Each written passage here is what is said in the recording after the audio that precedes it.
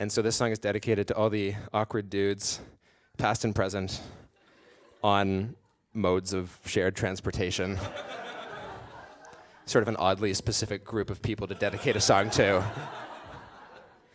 It's called A Subterranean Courtship.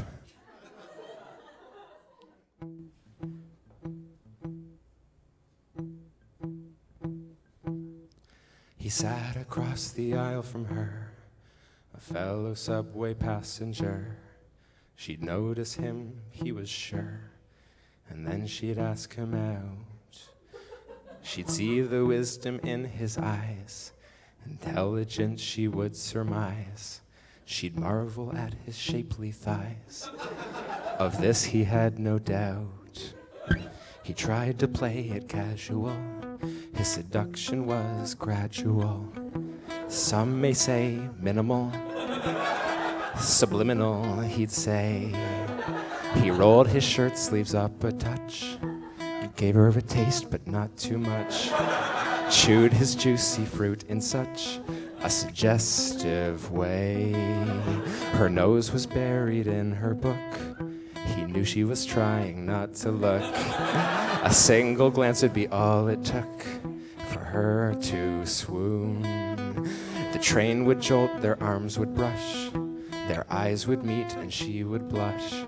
And not unlike a high school crush, they'd fall deep in love so soon.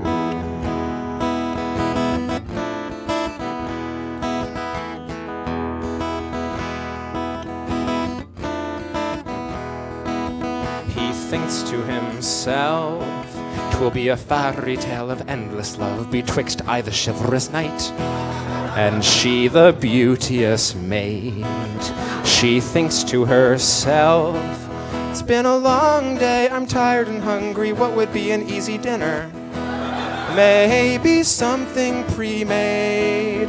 He thinks to himself, we will marry in a castle by the riverside and trumpets will blare and 50 robins will sing. She thinks to herself, I saw the weekly flyer from the supermarket, they have a deal. Half off on chicken a la king.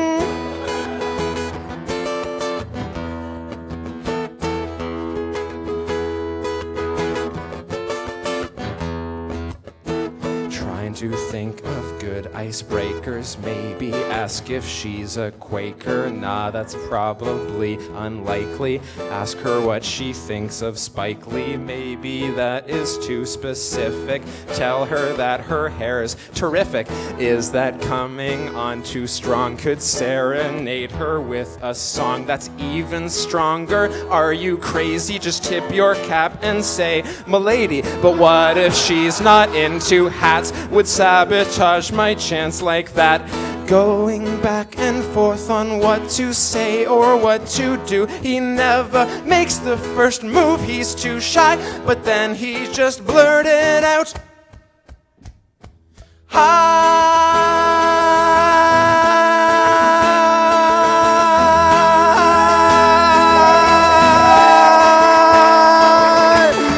He didn't actually hold it that long, but this is the climax of the song. So just to reiterate, he said, hi.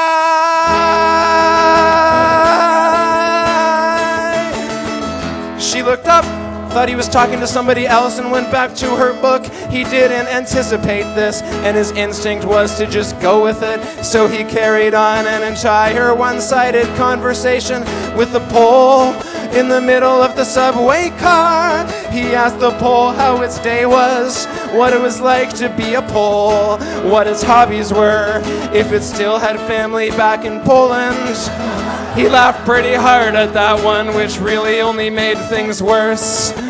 People moved away from him, as you would too. He seemed a little cuckoo, a subway self-conversationalist, classic crazy dude. But she stayed where she was, she didn't want to move. She thought that he was funny and also kind of cute.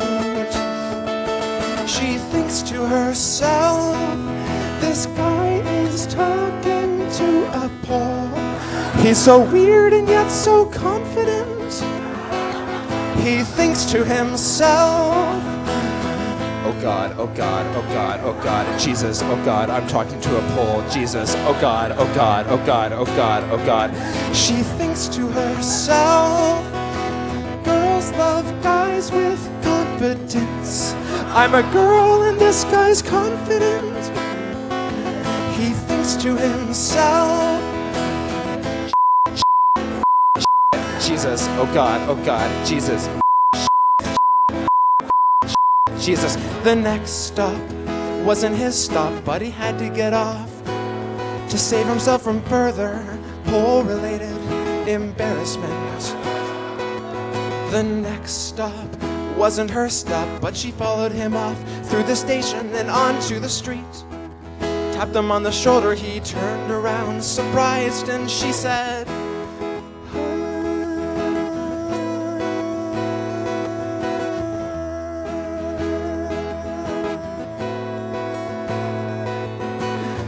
she didn't actually hold it that long, but it's a callback to a previous part of the song. So just to reiterate, she said,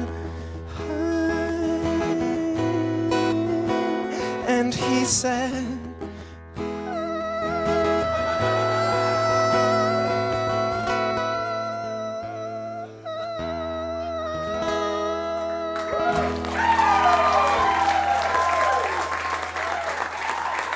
thank you. Than Urkel. Sick reference, bro. And when I go out with my friends, we dance in a circle. We're not awkward socially, we just don't see each other during the week, so we catch up by dancing in a closed loop system.